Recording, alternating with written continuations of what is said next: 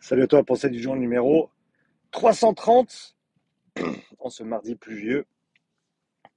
Comment effectuer la transition entre du coaching de groupe en salle et devenir coach indépendant? Une question ou un sujet que m'a proposé Rachid, un ami et collègue qui souhaiterait simplement avoir mon point de vue là-dessus. Donc ça va être le sujet de cette petite vidéo. Avant ça, je te rappelle que fin de semaine, je serai à Toulouse. Donc, si tu es dans les parages de Toulouse et que ça t'intéresse de venir participer au séminaire, il me reste encore une petite poignée de places, peut-être 2 ou 3 pour le samedi. Il reste encore pas mal de places pour le dimanche. Donc, si tu souhaites venir participer dimanche au séminaire à CrossFit Rive Droite à Toulouse, n'hésite pas à t'inscrire via le lien dans la description de cette vidéo. Donc, pour ce qui est de la transition de coaching de groupe en salle et vers euh, une activité en tant que coach indépendant. Personnellement, je savais depuis le début que je voulais être indépendant.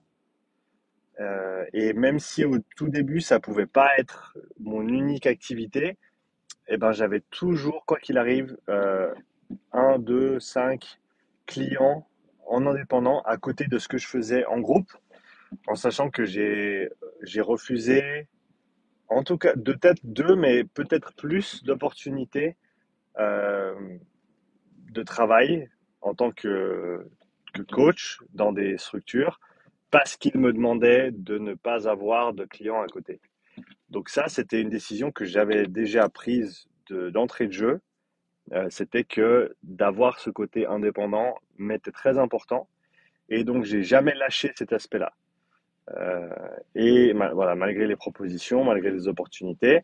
Et donc, j'ai, on va dire, jonglé entre les coachings de groupe et les coachings privés pendant un moment, euh, jusqu'au jour où je me suis dit que, c'est pas que je me suis dit, en fait, c'était que on s'est rendu compte avec ma femme, via simplement les maths qu'on avait effectuées, euh, que tout le temps que je passais à la salle qui m'était demandé ou qui était demandé de moi en travaillant à la salle, c'est-à-dire que je devais être présent pour un nombre d'heures dans la semaine, même si j'avais pas de coaching, je devais être là, juste au cas où il y avait quelqu'un qui arrivait et avait besoin d'un coaching, et pour couvrir des classes bien sûr, mais j'en avais pas beaucoup par semaine.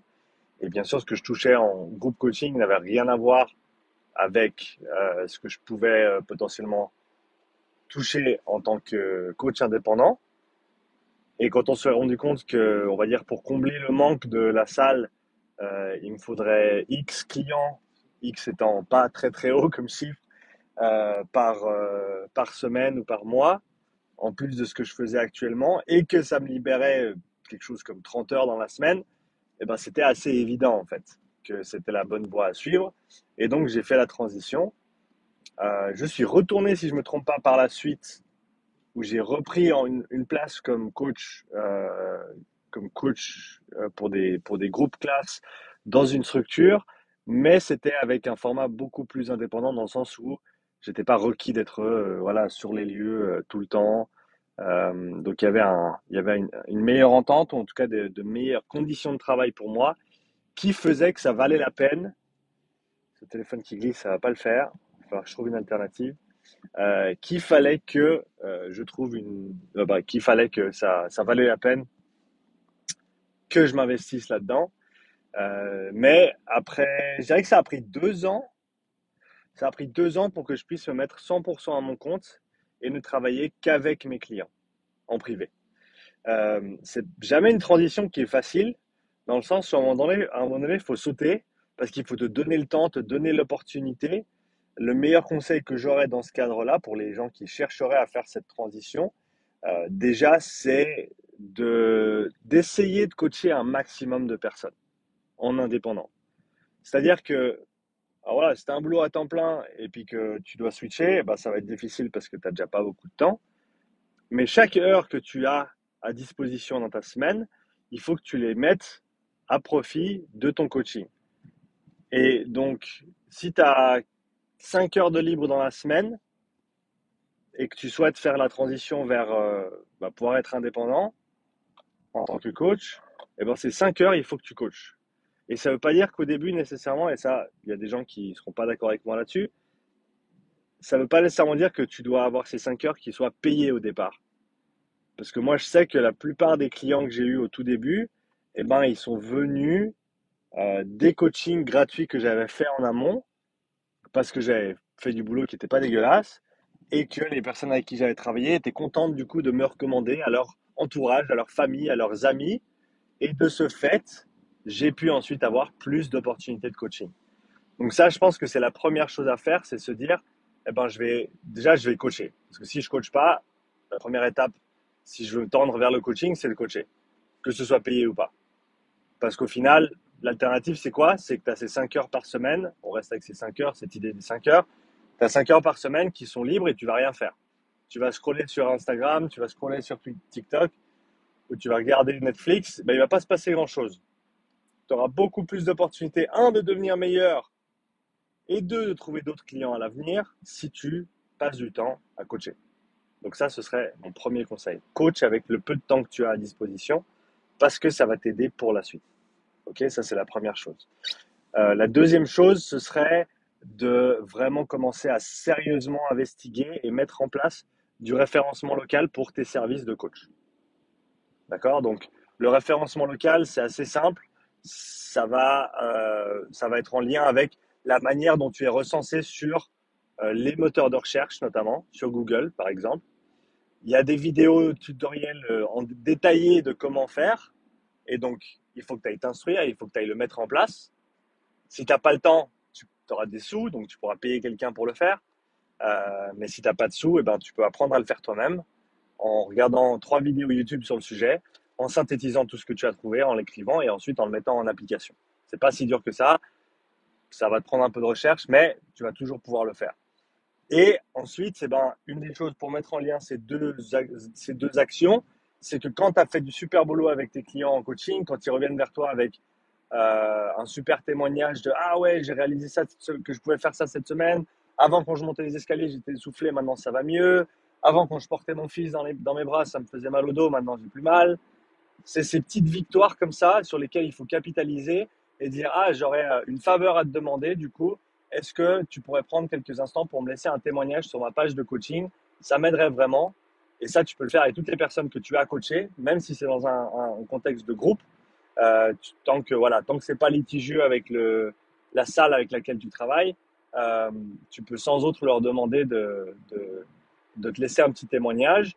Et, dans les témoignages, on sait l'importance de la validation sociale quand on parle de différents services. Ça va t'aider à l'avenir quand quelqu'un cherchera tes services et trouvera ton compte, encore une fois, parce que tu seras référencé localement sur Google. Donc, quand quelqu'un cherchera coach sportif à Nyon, par exemple, parce que j'habite à Nyon, il devrait te trouver en haut de la liste. Et s'il ne te trouve pas en haut de la liste, tu devrais apprendre à comment faire pour te retrouver en haut de la liste. Voilà. Encore une fois, ça prend un peu de boulot, mais ça vaut complètement la peine parce qu'après, ce qui se passe, c'est qu'une fois que tu as fait cet investissement de temps et de travail, les gens, ils vont te trouver et c'est du trafic qu'on appelle organique, c'est-à-dire que tu ne payes pas pour que ces gens voient ton nom et pense à travailler avec toi. D'accord? Donc, ça, c'est extrêmement intéressant à mon avis. C'est extrêmement intéressant et c'est comme ça que j'ai construit la plus grande partie de la base de mes clients.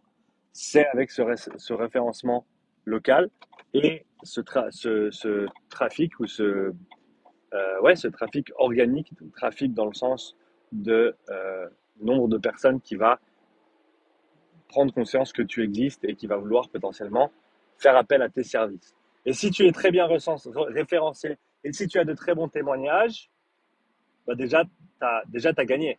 Déjà, tu as gagné. Parce que tu es tout en haut de la liste et tu as 5 étoiles et tu as 20 personnes qui t'ont laissé un 5 étoiles parce que tu es incroyable comme coach. En tout cas, je te le souhaite.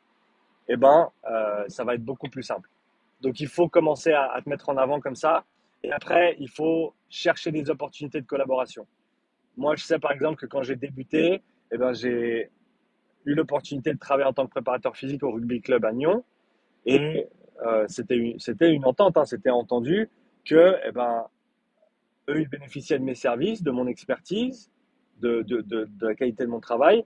Et moi, j'allais aussi, hein, indirectement ou directement, pouvoir euh, bénéficier de ce réseau qui est assez monstrueux dans une équipe de rugby, parce que tu as tous les joueurs, tu as toutes les familles, tu as tous les parents des juniors, etc. Et c'est vrai que dans la première année et demie, dans les 2 premières années, eh ben, cette opportunité m'a vraiment ouvert beaucoup de portes et m'a permis de gentiment développer mon activité d'indépendant. Donc, est-ce qu'il y a un club local auquel tu pourrais aller parler et dire, voilà, ben, j'aimerais travailler avec vous. Encore une fois, ça va peut-être te coûter, entre guillemets, 2 heures par semaine parce que tu dois aller te pointer aux entraînements. Tu gagnes certainement pas beaucoup en tant que préparateur physique si c'est pas un niveau élite et que tu as pas nécessairement énormément d'expertise dans le domaine. Mais c'est une opportunité supplémentaire pour te former aussi. Donc, va chercher les informations, va t'éduquer sur la question, essaye de faire le meilleur boulot possible. Ça va compléter ton panel en tant que coach, ça va te rendre meilleur hein, de manière générale, parce que tu auras des connaissances qui seront beaucoup plus larges qu'avant. Donc ça va te coûter 2 heures par semaine, plus encore tes heures d'éducation ou de formation pour toi-même pour te développer dans cette sphère, dans ce sport, dans cette discipline et à ce niveau-là. Mais en échange, bah, tu as accès à tout le réseau du club sportif. Et ça peut être super intéressant pour développer ton activité en tant qu'indépendant. Donc, à mon avis, il faut jouer comme ça. Il faut voir les opportunités que tu as, il faut voir le temps que tu as, et il faut essayer d'équilibrer tout ça. Et te dire que eh ben, il y a des heures que tu vas investir qui ne vont pas avoir un retour financier direct. Par contre, les opportunités, les portes que ça va t'ouvrir, elles en valent largement la peine parce que ça te donne accès à un réseau ou à un potentiel de travail que tu n'avais pas avant et que tu n'aurais pas eu si tu restais simplement chez toi à attendre que quelqu'un te contacte par ton formulaire sur ton site. Donc, je pense que je commencerai avec ces 3 choses-là. OK? Ces 3 choses-là. Coach, coach, coach, avec toutes les heures que tu as à disposition. Fais du super boulot. Fais du super boulot. Référencement local, parce qu'en tant que coach indépendant, il n'y a personne qui va faire ta pub. Donc, c'est à toi d'apprendre à faire ta propre publicité, ou en tout cas d'être visible quand les gens te cherchent. Mets ces deux en lien avec des témoignages de haute qualité, demandés au bon moment aux personnes avec lesquelles tu travailles en tant que coach. OK? Pour booster ton référencement local et la qualité de ton service, en tout cas la perception de la qualité de ton service du point de vue du public. Et 3, investis ton temps dans des opportunités de coaching qui vont t'ouvrir des portes ou te donner des opportunités, des options que tu n'avais pas autrement. Voilà mes 3 conseils, Rachid, et pour les autres également, pour faire cette transition. Et c'est encore une fois, c'est pas une transition qui est facile. À un moment donné, il faut décider de sauter. À un moment donné, il faut décider de sauter, il faut se faire pousser un petit peu des ailes en tombant. Ça, c'est normal. Mais c'est aussi une étape qui est extrêmement importante et extrêmement. Euh, bah, c'est un point extrêmement important dans le développement d'un coach qui veut tendre vers l'indépendance. Mais ça fait peur et ça, c'est normal. Et donc, sache que chaque personne qui le fait aura certains doutes, aura certaines peurs, parce que c'est un peu se lancer dans l'inconnu, ou en tout cas c'est un grand changement de situation, et bah, faut simplement être prêt derrière à investir chaque heure que tu as maintenant à disposition dans le développement de ton activité en tant qu'indépendant. Donc ta formation continue, ton référencement, tes coachings et les opportunités de collaboration, que ce soit avec d'autres coachs, avec des clubs sportifs, etc., etc., pour continuer à développer ton image, ta marque et ton activité. Voilà pour la pensée du jour. Dis-moi ce que tu en penses dans les commentaires. J'espère que ça t'aura aidé. En tout cas, plaisir toujours d'enregistrer ces petites pensées du jour.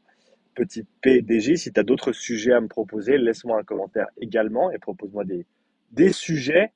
J'en ai 2, 3 en réserve là, donc j'ai de quoi faire pour la semaine, mais on n'en a jamais assez, donc n'hésite pas à me laisser un commentaire. Et comme d'habitude, laisse-moi un like si tu as apprécié ce contenu. Abonne-toi parce que c'est gratuit et tu peux toujours changer d'avis. On vient de dépasser, parce que c'est pas moi, hein, c'est toi et moi, on vient de dépasser 8000 abonnés sur la chaîne. Donc un grand merci à toi pour ta fidélité et ta présence et l'intérêt que tu portes à mon travail. Parce que, encore une fois, hein, je ne pourrais pas le faire sans toi. Donc, un énorme merci à toi. Bravo à nous, parce que nous l'avons fait. C'est une petite étape. Ce n'est que le début, comme j'aime à dire.